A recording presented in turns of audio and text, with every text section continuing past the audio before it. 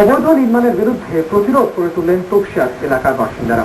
তারা গড়ে তুললেন তপসিয়া পিপলস গ্রুপ।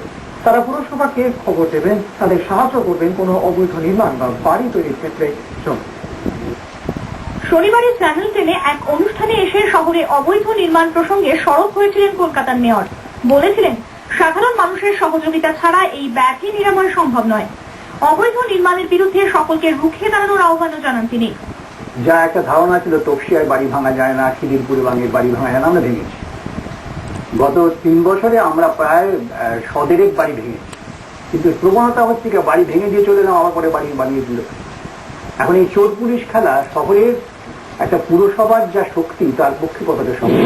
এটা বোধহয় আমার মনে হয়েছে যে মেয়রের পক্ষে বা কাউন্সিলরদের পক্ষে সম্ভব নয় যে রোজ তারা রাস্তায় নামবেন, সাধারণ মানুষ যদি অংশগ্রহণ না করেন। তারা অংশগ্রহণ করলেন, আমরা গেলাম, সকলে মিলে হাতে হাত ধরে কাজ করলে পরে উপকার তো হয়। মেয়রের এই আবেদনে সাড়া মিলল তপসিয়ায়। এলাকায় বেআইনি নির্মাণ ঠেকাতে তৈরি হচ্ছে পিপলস গ্রুপ। আমরা দেখলাম যে মেয়র সাধারণ মানুষের কাছ থেকে হেল্প চাইছেন।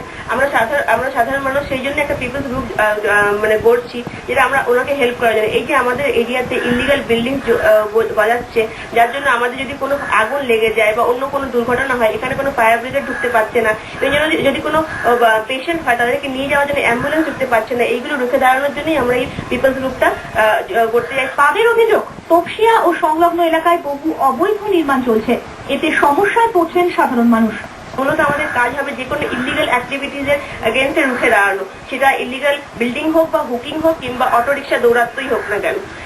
আমাদের কাজটা হবে যে অথরিটি কনসার্ন থাকবেন তাদেরকে ইনফর্ম করা। উদ্যোক্তাদের অভিযোগ, 1992 সালের পর থেকেই এখানে অবৈধ নির্মাণের রমরমা চলছে। বর্তমানে তপসিয়া অঞ্চলে যত বাড়ি আছে তার 75% অবৈধভাবে তৈরি হয়েছে। প্রমোটাররা অবৈধ নির্মাণ চালিয়ে গেলেও বাহুবল ও রাজনৈতিক প্রভাবে তাদের বিরুদ্ধে মুখ খোলার সাহস পাননি কেউই। তপসিয়া পিপলস গ্রুপ সেই কাজটাই করতে চাইছে। ক্যামেরা দীপঙ্করের সঙ্গে সাফিকুলের রিপোর্ট, চ্যানেল 10। আর একটি জালিয়াতি